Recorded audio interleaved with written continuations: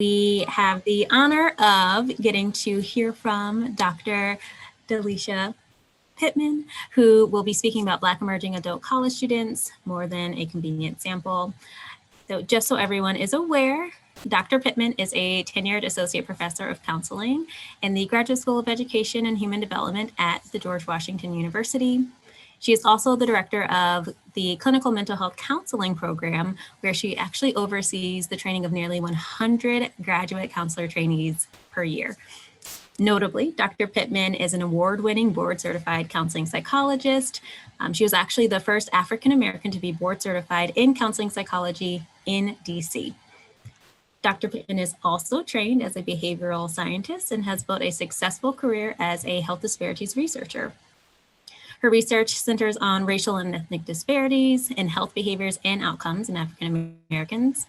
More pointedly, her work actually examines Black communities in context, so exploring the contributions of race, culture, environment, and diverse lived experiences on health behavior and health outcomes in Black emerging adults. Most recently, her work centers on the examination of sexual health behavior and related disparities among Black women between the ages of 18 and 30. Dr. Pittman is well sought after for her expertise in the areas of equity, social justice, and social justice education, with specific attention to anti-Black racism and racial bias and whiteness awareness building. And now we also know that she's also well sought after for her fantastic Christmas tree holiday kind of extravaganza, whether that's cutting trees down, decorating them. But just so we all know, Dr. Pittman is also very passionate about training culturally responsive mental health practitioners and researchers who are equipped to serve the needs of a diverse and diversifying nation. So everybody, join me in welcoming Dr. Delishia Pittman. Thank you very much. Well, thank you so much. And thank you all so much for having me. I'm really honored to join you on this rainy day, but also really grateful to not have to leave my house to do so. So I am going to share some slides here. And if at any point you have questions, I know we've reserved some time toward the end for questions, but as much as possible, I would love for this to be a conversation. And I certainly welcome questions along the way. So I'm going to share my screen here. Hope all of these show up and the font isn't too small. All right. Can you all see my slides okay? Perfect, great. So as Dr. Sadler noted, I'm going to share a bit about the work that I do as a health disparities researcher.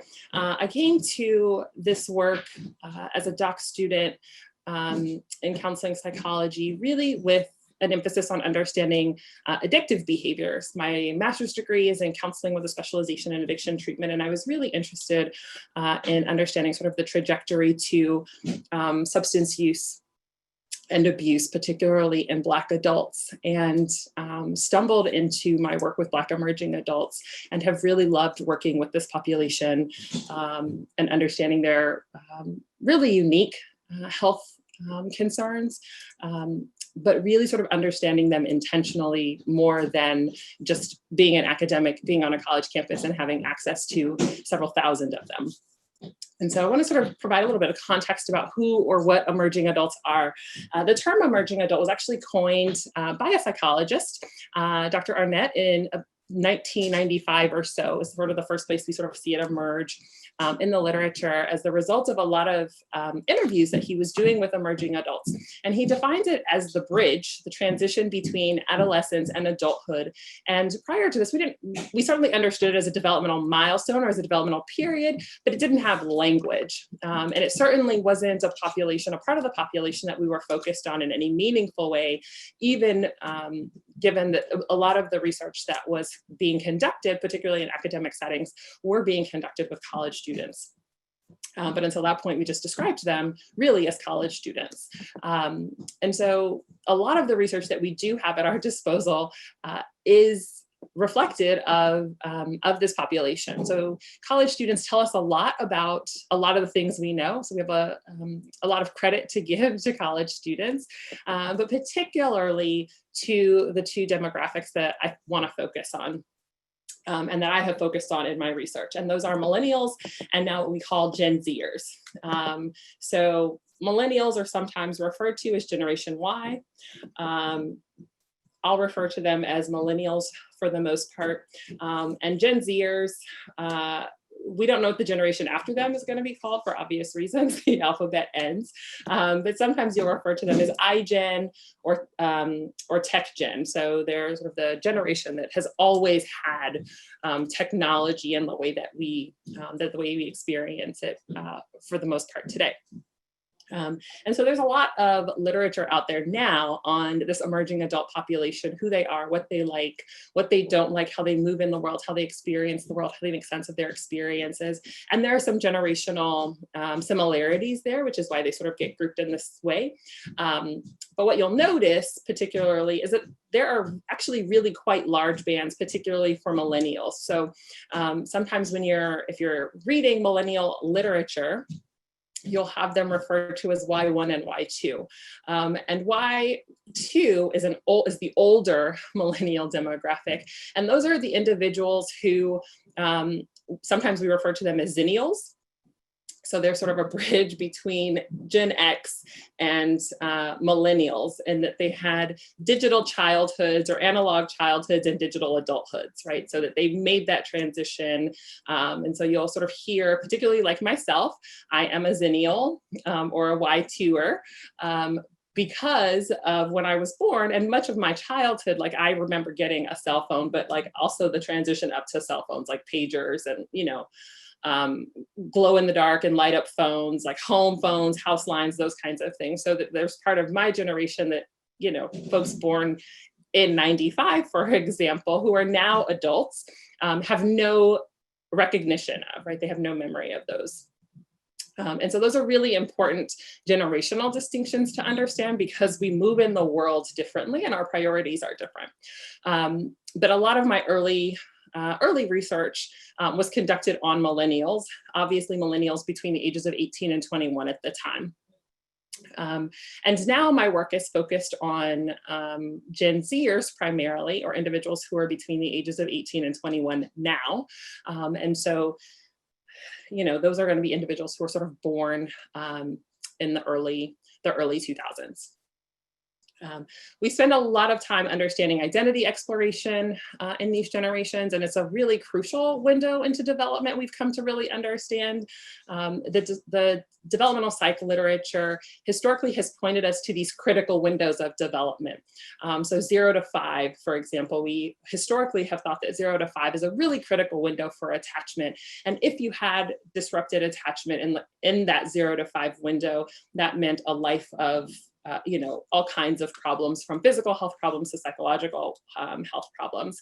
But we now know that attachment can be repaired even outside of that critical window of development in ways that really do sort of buffer some of those earlier thought health implications.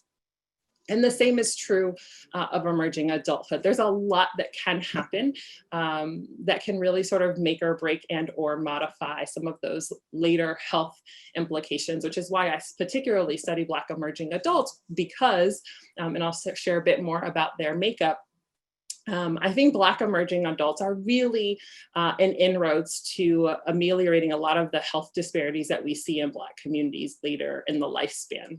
And so when we sort of talk about where our attention and our interventions should be happening, my argument is that it should be happening in this critical window of development, that transition between adolescence and adulthood. So there are about 30.6 million emerging adults in the US. About 14% of them are Black. So when you sort of think about how much of the population they make up, it's pretty sizable. And this emerging adult demographic is much larger in racial and ethnic minority communities than it is among whites, US whites. Of those 30.6 million emerging adults, about 40% of them are college enrolled. So one of the things that often is a criticism of scholarship that uses a college student sample is around its generalizability, or how reflective it is of the broader population. And there are certainly pointed concern there, but I also want to underscore that the majority of our emerging adults are transitioning to a college, be it a 2-year or a 4-year college environment right out of high school. Now, there's a lot that goes into that,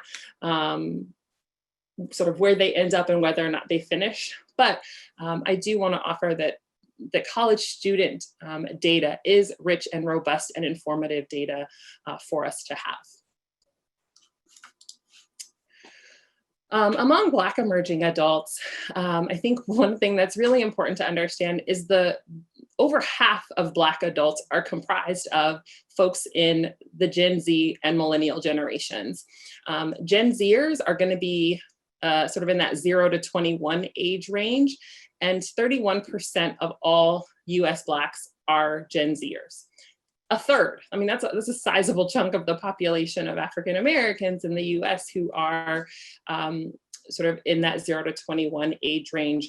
And so again, we're focusing on that sort of 18 to 21 bracket here, particularly in the emerging adult space. And then on the other side of that, in the millennial generation, about 24% of US Blacks are millennials. And so again, we're looking at that the lower band of the 22 to 25-year-olds. So if you sort of sandwich them together, that's sort of the population that we're talking about. But when you look at the median age in the US, median age for all racial minorities hovers around 31. So quite young. Median age for whites is 44.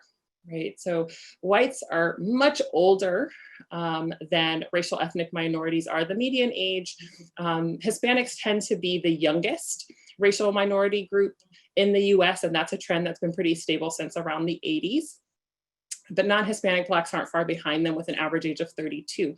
And so when you think about the utility of studying Black emerging adults and being able to generalize that to the broader population, it's much more applicable to make inferences about health and prevention and intervention of efficacy using Black emerging adults to generalize those interventions to Black adults in the US with greater efficacy than you would for whites, because the age band is so different. So essentially the median age, if you lined up all Blacks, the person in the middle is going to be about 33. In comparison to the person in the middle for whites is about 44. Now, when you look at the mode, the age that's most common, for Hispanics, that age is 11. Particularly in 2018, 11 was the mode age for Hispanics, and 27 for Blacks. So Black emerging adults actually tell us quite a bit about the health status of Black populations and Black communities, but also about health disparities that we can start to understand antecedents to adverse health outcomes early in the lifespan as a function of. So my work in Black emerging adult health has really focused on these three areas. Again, my early work was in the world of addictions, and I primarily studied alcohol use behavior in college students, particularly in Black college students. We don't tend to see a whole lot of illicit substance use behavior among Black college students. That's something that we see emerge later in the lifespan, or much earlier in the lifespan, so they don't end up in college anyhow. But also understanding stress, chronic stress in the form of life stress, but also understanding race-related stress or the role that racism plays in the psychological well-being and the substance use behavior of Black college students.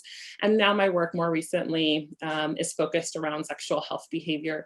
And that has really been informed by the location that I'm in, and understanding some of the STI prevalence of, particularly of Black women, Black emerging adult women here in the DMV. Oh, I'm just seeing a note in the chat. Can you all hear me okay? I know there was a question to turn up my volume. Okay, perfect.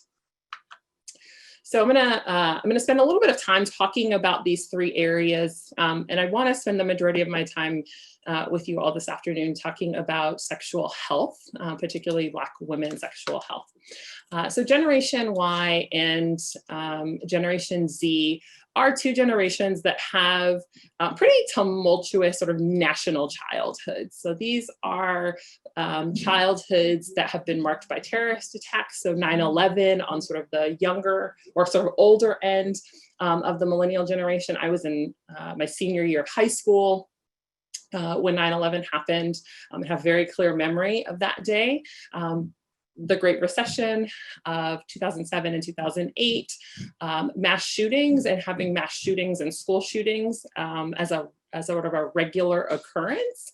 Gun violence, increased police brutality, and the videotaping of police brutality. So, right, that we've had lots of conversations around police brutality not being a new thing, and what's new about it is that it's being recorded and live streamed in social media, and that sort of that proximity to violence is changing. So even for individuals who don't live in violent neighborhoods, who don't live in inner cities, are being exposed to sort of violence vicariously through the advent of media and the role that that's playing and shaping it in their own stress levels.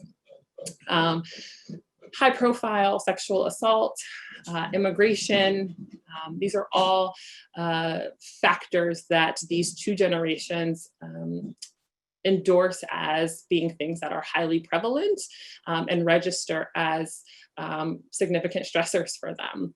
According to the Stress in America survey, which is a survey conducted by the American Psychological Association now in its 12th year, they assert that Gen Zers are America's, of all generations, Gen Zers are the most likely to report poor mental health.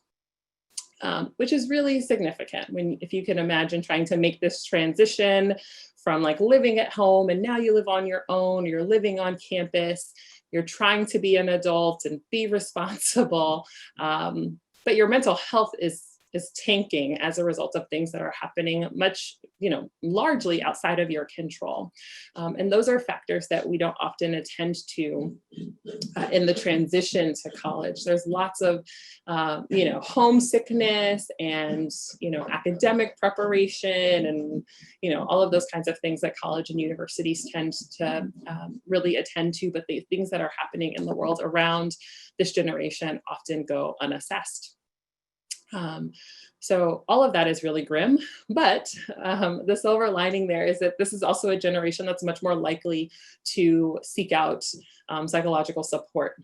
And so kudos to all of the folks out there in mental health who have been doing our best to destigmatize mental health and mental illness primarily, but also encouraging folks to prioritize their mental health and self-care and all of the things that help really normalize accessing care from a mental health practitioner.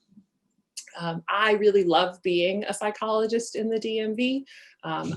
It's a really therapy-friendly place to practice, and I have certainly been a practitioner in less therapy-friendly places. So I often say that everyone in the DMV has a therapist. They're like gym memberships, except everyone uses them. So, we all have a gym membership, we don't go, but my clients and my experience, the experience of the other clinicians that I work closely with here, we have very consistent clients who take their mental health very seriously. So it's a great place to be a mental health practitioner, but also to study psychological well-being. So when we look at the major sources of stress in this demographic and sort of what they are reporting is really stressing, there are some things that are really concerning. So this is a table taken from the Stress in America report that I mentioned earlier. And so you can sort of see how Gen Z adults, and those are the individuals who are 18 or older in the generation, what they're reporting their stressors are in comparison to adults at large. Work and finances, not surprising, but also health. I don't know that I was super concerned about my health as an 18 or 21-year-old. In fact, I probably wasn't even doing things that actually promoted my health or well-being aside from being an athlete. I mean, you'd think I ate like chicken teriyaki bowls like every day in high school. So I wasn't making super great decisions about my health as an 18-year-old. And that's something that's really shifted for this generation. They're much more preoccupied about health, longevity, not just their proximal health, not just their health right now, but their health long term. And a lot of that is tied to work stress. They're reporting that they feel the need to work and to work for long periods of time. And that's true, that every generation is living longer than the last. But we're still, even though the generations are living longer than the last, conversations about health and wellness and work haven't shifted in the same ways in terms of how we encourage students to use college or think about college. We ask them to pick a major. I'm like, I don't know at 18 that I knew what I wanted to do for the rest of my life. And so I chose something, but I don't know that I'll do this for the rest of my life. And we're still asking that question, right? Like, what do you want to do? I don't know what I want to wear tomorrow at 18, let alone what I want to do for the next 20 or 30 years, right? So part of it is that they're feeling that pressure to know. I think the other piece of that is social media. Social media has convinced this generation that like all of their friends are quitting their 9-to-5s to be independent photographers, and they're like chasing their passions. Well, no, everyone can't have a photography business that's successful and thriving. And so they're struggling to find the value in college, but they need something in the interim, something that gives them opportunities to explore, and jumping into the world of work is a real stressor for them. And that's tied to money. These are generations that are coming out with much more student loan debt than we've ever seen. And jobs are not paying adequately enough to live the lives that they want with the degrees that they want and or need to do them. And that is creating a tremendous amount of stress, and also really questioning the value of college for them. In addition to those kinds of financial stressors and sort of big existential questions about who am I and what am I doing, are things like bullying. We're seeing tremendous amounts of bullying that extend well into college, particularly through the advent of technology, that there are slander campaigns that are happening for college students in social media spaces. And I don't know about you, but once you put anything in the interwebs, it just like takes off and has a mind of its own. My digital footprint is much larger than I would like it to be, just by function of what I do, right? So these are talks that I've agreed to give, papers that I've published, conferences I've presented at. And if you Google me, most of the things that come up, I think, are positive, but that's not always the case for some college students, and that the advent of technology tends to really follow them. If they made a mistake at some point in their life and that was recorded and put on the internet in some way, that will follow them. That will impact their ability to get into colleges and universities and get jobs in ways that my friends and I often joke that if technology existed in the way that it does now when we were kids, we wouldn't be employable, right? Like we just wouldn't be able to get jobs based on some of the stupid things that we were figuring out how to do. It was completely developmentally appropriate. But technology has really sort of made that daunting for a lot of this generation. One of the things that's lesser known is that college students experience a tremendous amount of housing and food insecurity. And this is especially true here in the DMV. DC has a number of prolific, affluent, private institutions that are elite. And even within those walls, a third to a half of their student populations, particularly their minority students and their immigrant students, their international students, are food and housing insecure. So it's really difficult, even once you get into college, if you have food and housing instability, to be academically successful. So we see tremendous dropout rates, particularly among Black undergraduates, lower levels of degree completion, and higher debt burdens for those students coming out of college, even if they don't have a degree to show for it. I also want to sort of talk a little bit about some of the unique stressors that Black college students experience.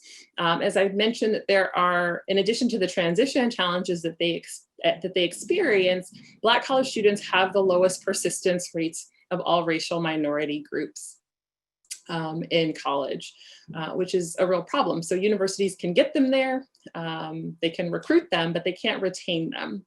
And some of that is campus environment and campus climate.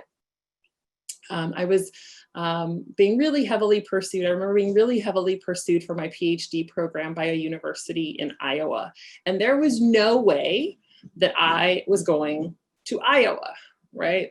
I didn't even think there were Black people in Iowa, but it was a really enticing offer. It was a full scholarship to get a PhD at a good school in Iowa, right? And so if you don't have other options, those are good options, right? It's a great option for the right person. And we see that lots of students end up in that band. They're athletes, so they get a scholarship to some school. It's a great scholarship, but it's in the middle of podunk nowhere. They have no support. They have no church, no family, no people who look like them. They can't find the foods they like to eat. They can't get their hair done. The things they like to do to socialize don't exist. So living life and building a life in some of those areas just isn't an option. And they leave because of it. So that, those kinds of things also contribute to dropout rates, highest borrowing rates. And we see that this is pretty common among first generation students, particularly because there's no one shepherding them through the student loan process. If you're first generation, you're like, oh, I can get more money than I've ever seen. And you'll just give me back the difference of I've paid my tuition, I just get back the difference. And not knowing or knowing that at some point they'll have to pay that back. But again, at 18, you don't really have a strong concept of time, right? As an 18-year-old, I had no idea what my life looked like now, right? And that's not to say I didn't know adults who were my age or older than me, but there wasn't a conceptualization of what life looked like at the age. I think I just fell off the earth at 30 or something. There was just nothing there. I had no concept of what life would look like 10, 15, 20 years down the road. And that I think is really driving the ways in which some of our first gen students are borrowing. They're like, oh, when I'm done with school, I'll have to start paying this back. And that just what does that even mean? And, if I take out a $5,000 loan, it's the theory of out of sight, out of mind. It's okay, I got 5,000 this semester and then 5,000 next semester. They don't count or add up. They cumulatively, by the end of it, they're at $50,000, $60,000. And that's, for a lot of first gen students, that's more money than they've ever seen. It's more money than they've ever made, or anyone that they know has ever made, right? And so these kinds of things are nails in the road of life for a lot of Black college students. But they're also really telling about the financial wealth of Black communities, right? The financial wellness of Black communities is really predicated on understanding the financial wellness of Black emerging adults, particularly given that this population comprises half of the Black community. So in my work, I like to use the minority stress framework for a number of reasons, but primarily because it helps make explicit the relationship between causal factors, health factors, and intervening factors. And most of my work is focused on the causal relationship. So what is the relationship between those causal factors on those health outcomes? But I also want to understand, how do we disrupt that relationship, right? How do we reduce the strength of those relationships via coping resources, via education, via intervention and prevention efforts? So the alcohol use behavior of Black college students, oh, sorry about that. Oh, let's see here. trying to move you guys over. The alcohol use behavior of Black college students is really it's always something that's really fascinated me. So we see that there are that Black college students have lower alcohol use rates than their white counterparts. College students as a whole drink more than any other age group, and that's probably not surprising to anyone here. Lots of college campuses have very permissive alcohol cultures, even though technically for most of their students it's illegal. But there's very much a permissive culture of drinking on college campuses. That doesn't matter if you're at 2-year colleges or 4-year colleges and universities. We see a pretty permissive drinking culture.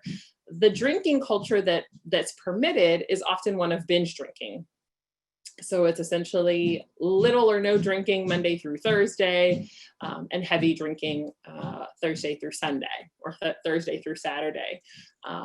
When I was in college, Sunday was like a recovery study day, and everybody was in the library. So everybody was like academic and focused Monday through Thursday, campus emptied out on the weekend, and then we were all in the library on Sunday trying to get it together, right? We still very much see that, although students aren't going to the library in the same way anymore. So part of it is thinking about how do we understand college drinking behavior, and what does that tell us about the drinking behaviors or the substance use behaviors in later adulthood. And one of the things that we do know is that Black students don't drink as much as their counterparts, but we do see some very specific or very unique drinking behavior. And those behaviors are actually really highlighted at like historically Black colleges and universities. The culture of drinking at HBCUs is really different for Black students, is really different than the culture of drinking for Black students at predominantly white institutions or PWIs. So when you sort of look at them, there's much more of a socialization function for students at HBCUs around their drinking behavior. And what we see for Black students at PWIs, there's much more of a coping focus in their drinking behavior, or coping motivation to their drinking behavior, which is quite problematic. And I'll tell you a little bit about that in just a second. We understand, particularly as we sort of try to understand precursors to alcoholism and substance addiction, there's a lot of research out there on tension reduction models that help us understand how and why people use substances. And even when we control for the frequency or quantity that someone drinks, coping motivated drinking is a much stronger predictor of alcoholism. And so for those students, particularly those Black students at PWIs who are coping, who are using alcohol to cope either with stress or their experiences of racism, that can be really quite damaging to them in the long term. We also know that Black college students don't age out of their drinking behavior in the way that we see their white counterparts do. So we see that at some point beyond college, typically pretty close to graduation, those behaviors really transition. People are moving into the world of work, and they're adopting more socially normative and socially appropriate drinking behavior. Although college graduates drink more than any other demographic as well, those drinking behaviors become more normative. I call it the happy hour effect, which we have a lot in DC, right? There's a lot of drinking that happens around happy hour and around networking. So it's also really promoted sometimes geographically in making that transition. But we don't see Black students make that transition in the same way, which can really set them up for alcohol abuse and other addictive behaviors later in the lifespan.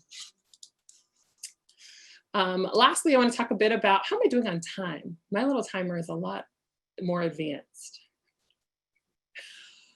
So we got 22 minutes to noon. Okay, great. It says almost 50 minutes, and I was like, oh, that's not good. Okay. So my work currently is focused here in the sexual health space. And I came to sexual health really as a function of the work I was doing in understanding the role that alcohol use played. And I was conducting a study. I was really interested in the use of technology and how it facilitates dating for Black women at predominantly white institutions. And so how were college students using Tinder and Hinge and Bumble and these sort of social networking apps to date, particularly for those in the predominantly white institutions where Black men are underrepresented. And one of the things that kept coming up was the role that alcohol was playing in their hookups. And so I really wanted to then understand that connection, but also what are students doing to promote their sexual health, what's happening before they get to college, but also what leads to sexual ill health.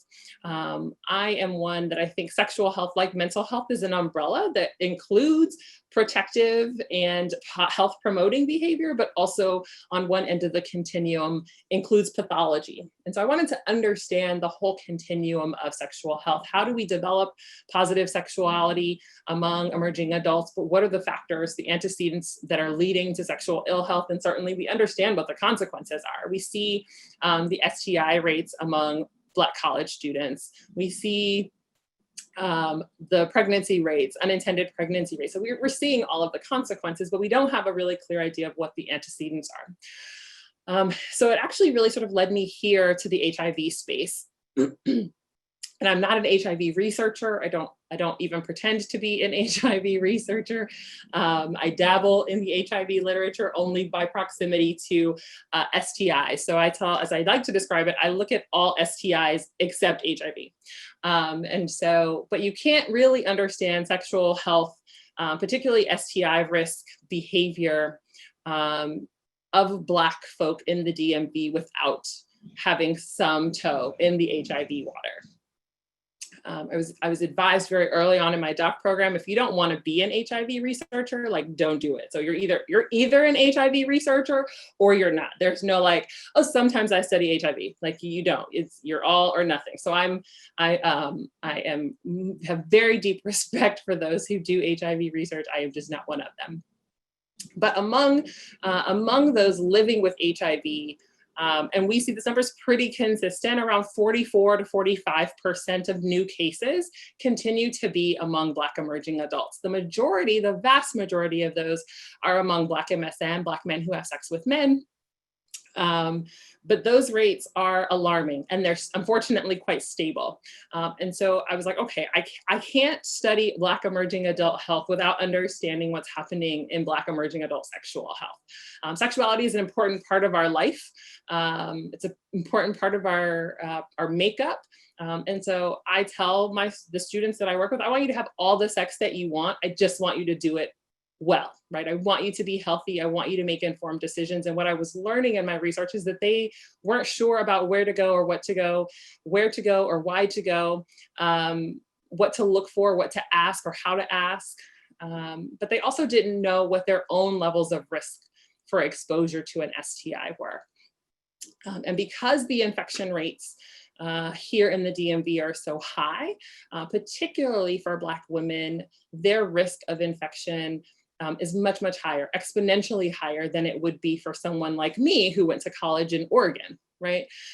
Where the disease burden in the dating population is much lower. So, looking at the percentage of HIV cases is a really helpful inroads to understanding sexual health.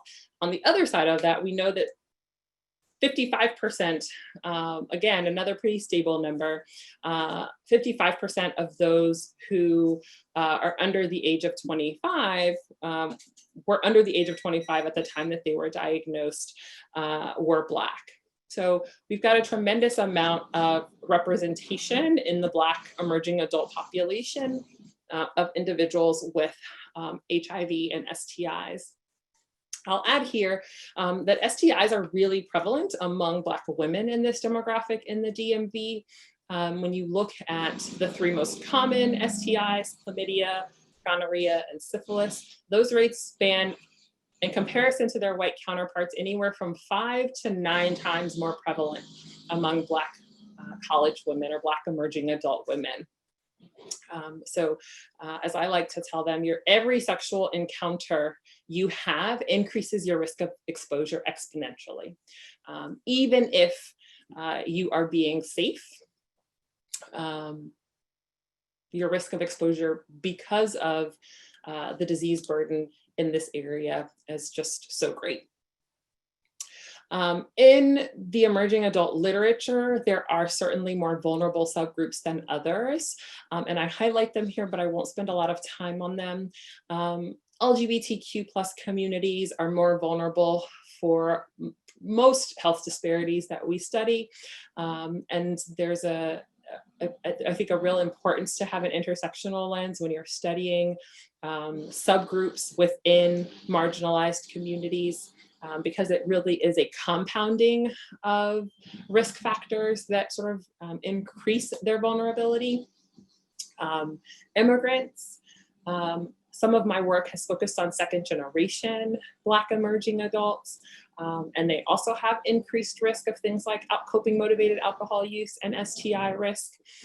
Some of that is by proxy of sort of being in an area that has high disease burden like the DMV, but also a lot of that is culturally normative conversations that you can have with your parents that may or may not be on par with what we in the Western world have identified as appropriate conversations to have with your parents or appropriate behaviors to be engaging in. And so if you're doing those things in private or in secret, your risk of exposure to something that could be harmful to your health goes up.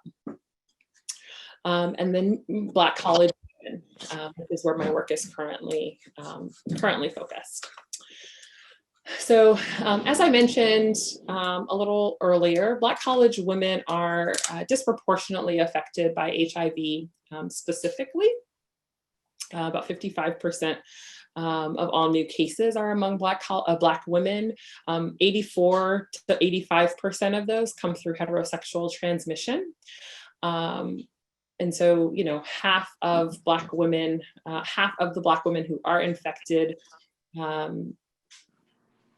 became infected through, 80% of the Black women who are infected became infected, often in the context of a sexual encounter with a male, which is really important for understanding routes of transmission, but also routes of intervention. But as it relates to college women, so most of the literature that we have on HIV risk and antecedent behavior is done on Black MSM and or Black women who are living in poverty and are either engaging in exchange sex for drugs or money, which you can imagine most Black women in college are not going to fall in those age ranges. So often, or in those risk groups. So oftentimes Black women who are in college are often excluded from participation in this research just by function of the inclusion criterion. And so, you know, in the HIV world, I'm often having conversations with HIV researchers and they keep saying, well, this isn't a demographic that we think is at risk. And I'm like, you don't know, they're not in your studies. They're almost exclusively excluded from your studies. And then the other counterpart that they offer is that, well, we keep finding high rates of infection in these demographics and these populations with these risk factors. And I'm like, well, you keep looking in the same haystack. So if you keep looking in the same haystack where you found the last needle, my sense is you're probably going to keep finding that needle in that haystack. So if we keep limiting the population to women who have less than a high school education or have less than a high school diploma, de facto, all college enrolled women, Black women, are excluded because they have at least a high school diploma or equivalent. So if that's an inclusion criteria, no one who's college enrolled is going to meet inclusion criteria for your study. And so part of it is thinking about how do we understand, how do we look at our inclusion criteria to create more diverse samples of Black women. I'm going to skip over a lot of the information on this slide in the interest of time, but this is the framework, this multiple risk factor. I'm sorry? This multiple risk factor framework is the framework that guides the work that I'm currently doing, looking at both individual level factors. What are people doing on an individual behavioral level, but what's also happening in their social social networks, their sexual networks, what are the social norms, what's happening in their colleges and university environments, but also what's happening structurally. What is their exposure to racism or segregation? And doing some qualitative interviews with Black college women around their dating practices, one of the things that I heard on a pretty consistent basis from Black college women who were dating at predominantly white institutions were, particularly when they chose to date outside of their race, were lots of experiences of exoticism and fetishism, and microaggressions in the dating experience, right? And so how does that then shape who and how you date and where you find partnership? So really sort of understanding all of those structural factors, gender imbalances on college, university campuses. On some college and university campuses, the ratio of Black women to Black men is sometimes as high as 6 or 7 to 1. And so if there just aren't Black men for you to date, you may find other ways to do that. So the work that I'm doing, I've sort of identified these 5 factors, what I identify as shared risk factors. So what is it that Black college women have that all college students have and or do? And then what are the unique risk factors? And my hunch is that a lot of the variance we see, a lot of the vulnerability that we see is tied to some weight in these shared risk factors, but a lot of that weight coming in those unique risk factors. So we see that Black college women drink like all college students do. Okay, maybe not all, that's obviously not all college students drink, but a good fraction of them do. And so there's reason to believe that that's probably a shared risk factor. We understand the relationship between alcohol and risky sexual behavior. It's been well studied.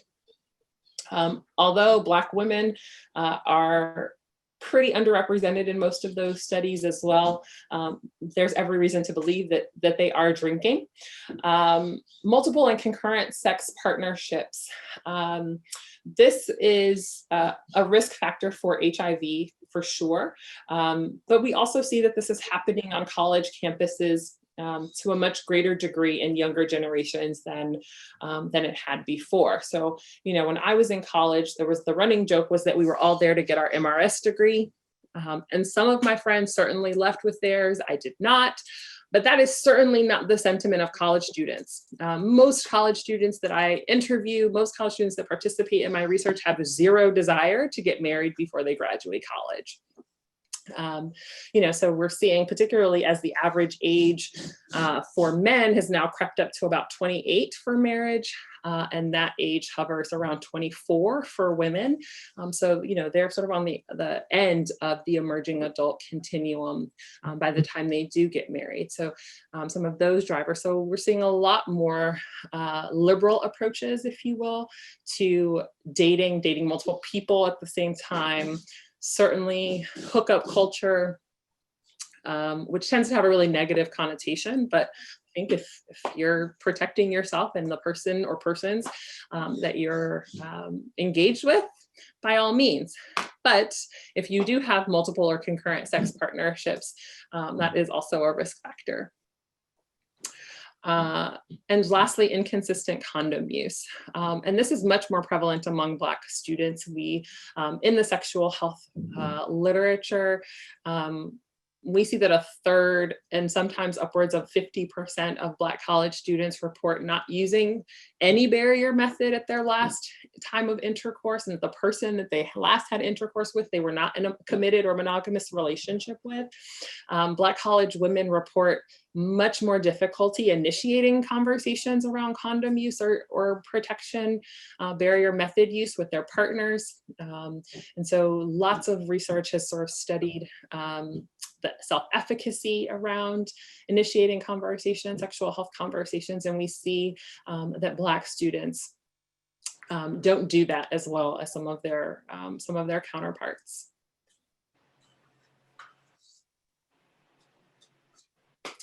The 2 pieces that I have identified as unique risk factors, one are segregated dating practices. So Black women, more than any other racial ethnic group, date within race. So they're less likely, exponentially less likely to date outside of their race than any other racial ethnic group.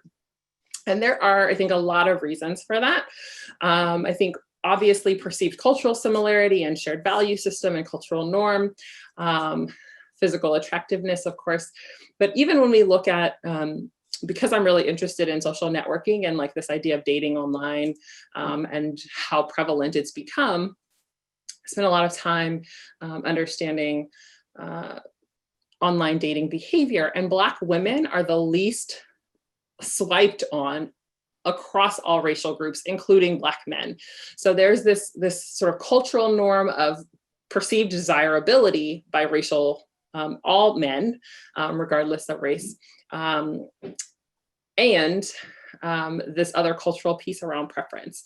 And so I think that alone, there's segregated dating practice, particularly in the DMV, and the disease burden for STIs and HIV that we see among Black men increases their risk of exposure by virtue of limiting their dating pool.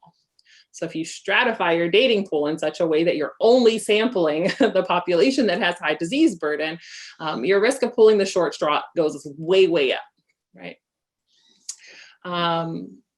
So again, this sort of speaks to both disenfranchisement and the hypersexualization of Black women, as I've sort of mentioned, around fetishism and exoticism that Black college women are reporting. And then lastly are the disproportionately high STI rates that we see among Black women in particular. Black college students are about 4 times, Black college students as a whole are about 4 times more likely to be diagnosed with an STI than their white counterparts. But when we look at chlamydia, gonorrhea, and syphilis, the numbers are there and they are alarming. Black women make up about 40% of all Black students who are currently college enrolled. So they're a sizable majority of students. And there's, Black men, Black trans persons, Black non-binary persons. And so those numbers get much, much smaller.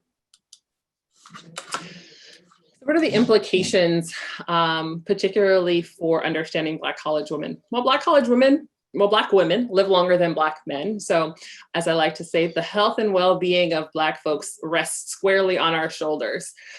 So we really have to understand the health of Black emerging adults, particularly Black college women, for both understanding the disease burden and their risk of disease burden, but also being able to identify of those antecedents, what of them are modifiable, what of them can we intervene structurally and systemically, and what of them need to be intervened at an individual level.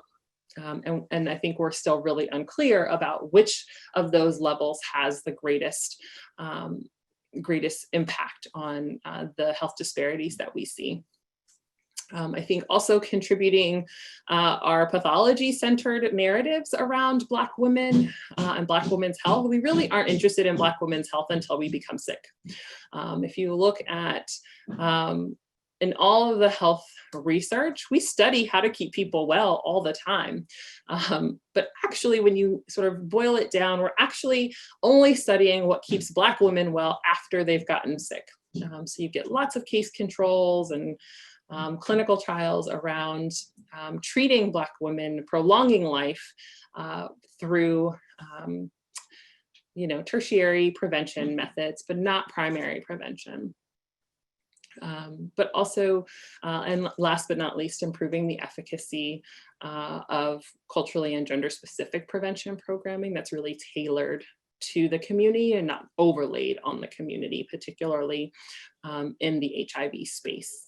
So I will stop there and see if there are any questions. I'm gonna stop sharing so I can see people.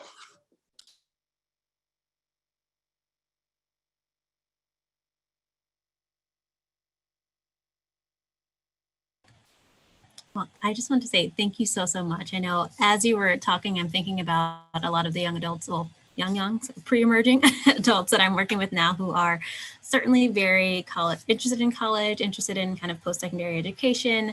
And I'm trying to just digest how I can try to do as much preventative work as possible. And so I always feel like whenever I hear our health disparities kind of lectures, I think, it's such a big mountain that we are having to climb, and kind of what is my pebble going to be? And so